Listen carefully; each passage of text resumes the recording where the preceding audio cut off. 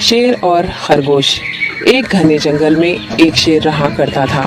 وہ تمام جنگل کا بادشاہ تھا، لیکن وہ بادشاہ جیسے پیش نہیں آتا تھا۔ ہر دن بے رحمی سے جنگل کے جانوروں کو کھا جایا کرتا تھا۔ شیر کے خوف سے جنگل کے جانور چھپ جایا کرتے تھے اور خود اپنی بھوک و پیاس کو مار کر سخت مشکلات سے دوچار ہونے لگے تھے۔ اس طرح کچھ دن بعد جنگل کے تمام جانور ایک مقام پر جمع ہوئے اور شیر کے شر سے محفوظ رہنے کے لیے سب مل کر رائے مشورہ کرنے لگے۔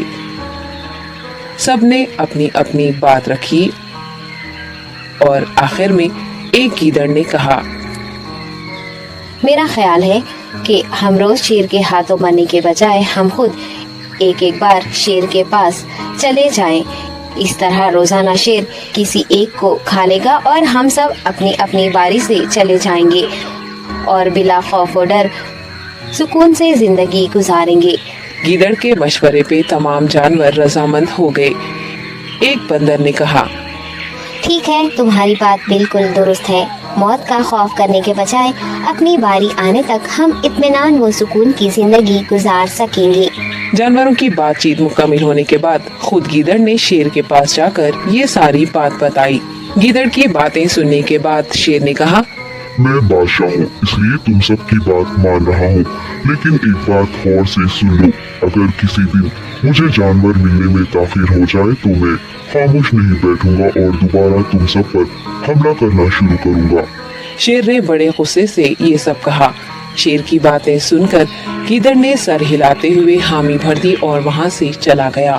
اس دن کے بعد ایک ایک جانور بلا ناغہ اپنی اپنی باری کے مطابق شیر کے پاس جانے لگے اور شیر سکون سے اپنے پاس آنے والے جانوروں کو مار کر اپنی بھوک مٹانے لگا۔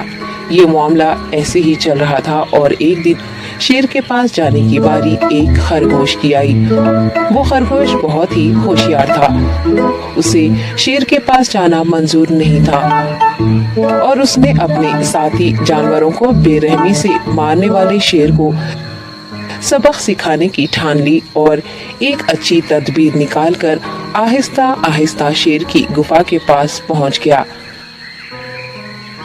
تاخیر ہو جانے سے شیر کافی غصے میں تھا اور خرگوش کو دیکھ کر غصے سے کہنے لگا، میں نے تم سب کو پہلے ہی کہہ دیا تھا، دیر ہو جائے تو میں خاموش نہیں بیٹھوں گا۔ تم نے وعدہ خلافی کی ہے، اس لیے میں جنگل جا کر من چاہے جانور کا شکار کر کھا جاؤں گا۔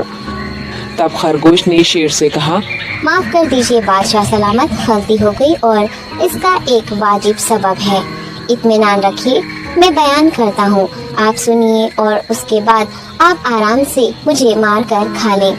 شیر نے پھر غصے سے کہا، وہ کیا بات ہے، جلدی بتاؤ۔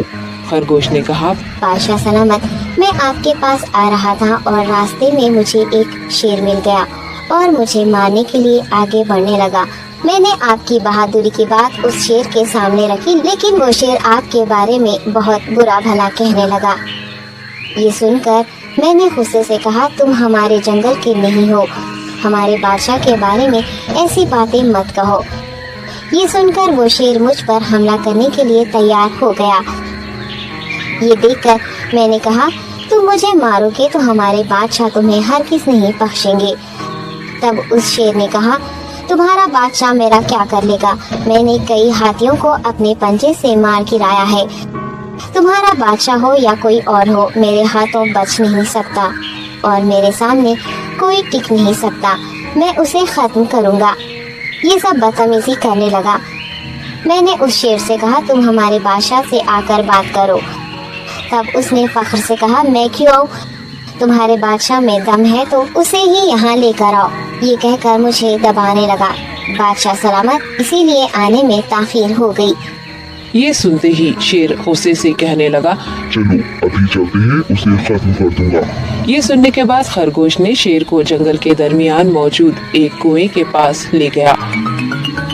خرگوش نے کہا، بادشاہ اس کے اندر دیکھیے، وہ وہاں آپ کا بے صبری سے انتظار کر رہا ہے، آپ اسے اچھا سبق سکھائیے۔